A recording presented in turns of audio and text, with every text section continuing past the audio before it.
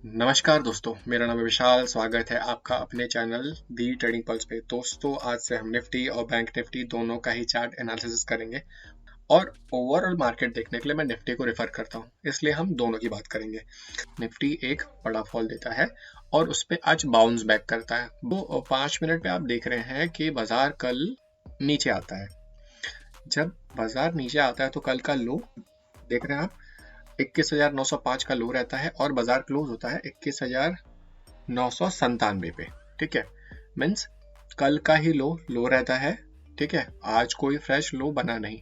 बाजार खुलता है क्लोजिंग के पास और नीचे आती है पहली कैंडल, दूसरी कैंडल में तुरंत बाजार ऊपर आता है। अभी यहाँ पे जिस तरह से मैं रीड करता हूँ उस तरह से पहले मैं चीजों को मार्क कर देता हूँ।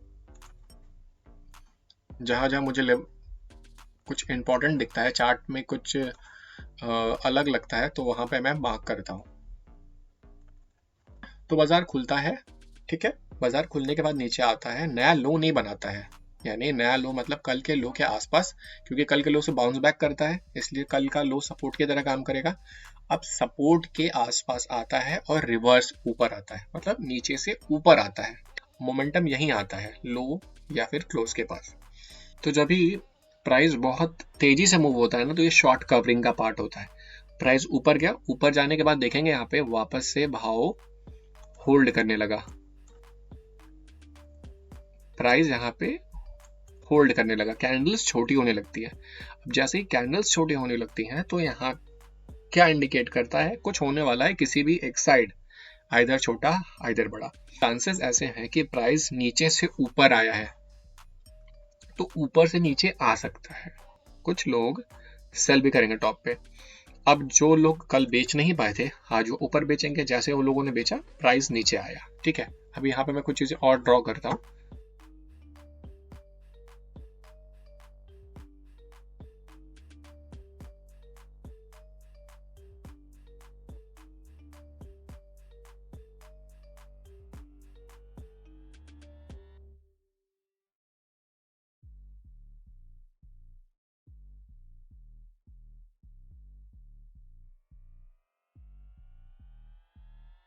कल जैसे निफ्टी 21,166 के ऊपर निकलेगा तो मैं लॉन्ग की पोजीशन बनाऊंगा, थोड़ी और पोजीशन ऐड करूंगा 21,212 के ऊपर। मत देखिए, स्टॉप लॉस मेरा बहुत छोटा बन रहा है, 20,000 22,120 का, और ऊपर की तरफ जो टारगेट होगा वो होगा 22,300 के आसपास और 22,360 के आसपास। सो अभी चलते हैं हम बैंक निफ्टी की तरफ।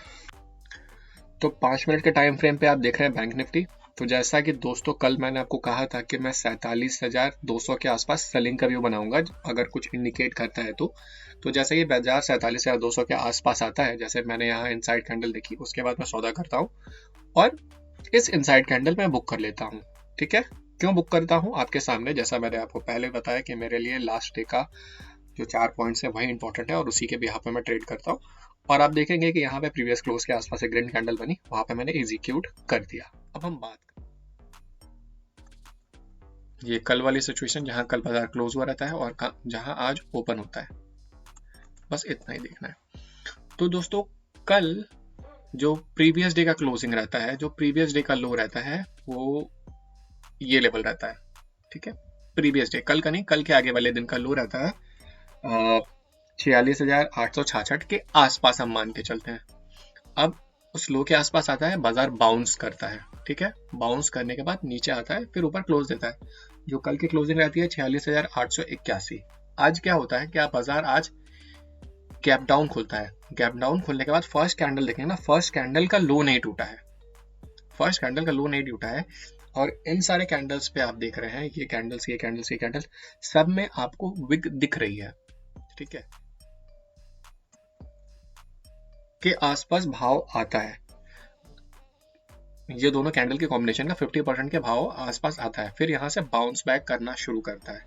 अब यहाँ देखेंगे एक बनती है इनसाइड कैंडल, कह लीजिए इन्वर्टेड हैमर कर लीजिए, जो आपको लगे वो आप समझ लीजिए। ठीक है, तो यहाँ पे ही हमारा सौदा बनता है। बट जैसा कि मैंने आपको कहा था कि मैं सौदा करने वाला नहीं हूँ बुलिश साइड, मैं बियरिश सौदा करूंगा जब मुझे ऊपर मौका मिलेगा। तो अब यहाँ पे भी देखेंगे कि चलो एक बार सौदा यहाँ बनता है, ठीक है, दूसरी बार सौदा कहाँ बनता है, यहाँ पे बनता है। ऐसा मैं बोलने के लिए नहीं बोल रहा हूँ, आपको मैं तर्क भी दे रहा हूँ, समझिएगा।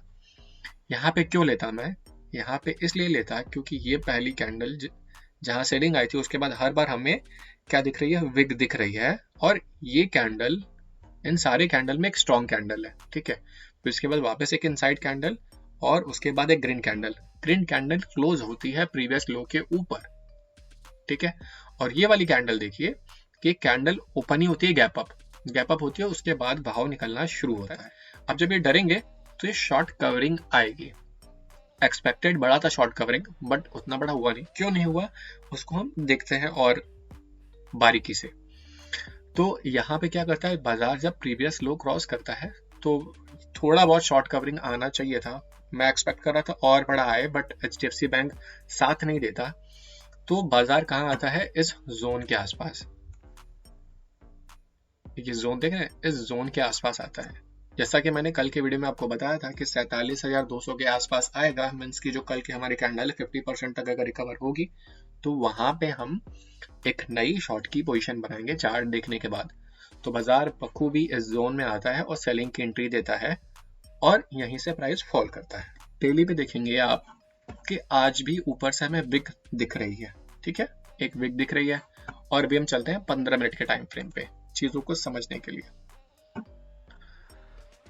तो जिसका टारगेट होगा 46,996 और दूसरा टारगेट होगा 47,129। तीसरा टारगेट मीन्स का अगर प्राइस अगर फ्लो में निकलता है, अगर डे का हाई टूटता है तो हमें कल के कल ही 47,400 के आसपास भाव देखने मिल सकते हैं। और नीचे के लिए मैं जब 46,560 के नीचे अगर प्राइस जाएगा तो मैं नए सेल का प्लान करूंगा। तो दोस्तों अगर वीडियो आपको इन्फॉर्मेटिव लगी हो और इस वीडियो से आपने कुछ सीखा हो तो प्लीज़ वीडियो को लाइक कीजिएगा, चैनल पर नए हो तो सब्सक्राइब कीजिएगा। डिस्क्रिप्शन में टेलीग्राम और व्हाट्सएप का लिंक है, वहाँ से भी आप फ्री है ज्वाइन कर सकते हैं। और आपका कोई सवाल या सुझाव हो तो मुझसे कमेंट सेक्शन में पूछ भी सकते हैं। Thanks for watching.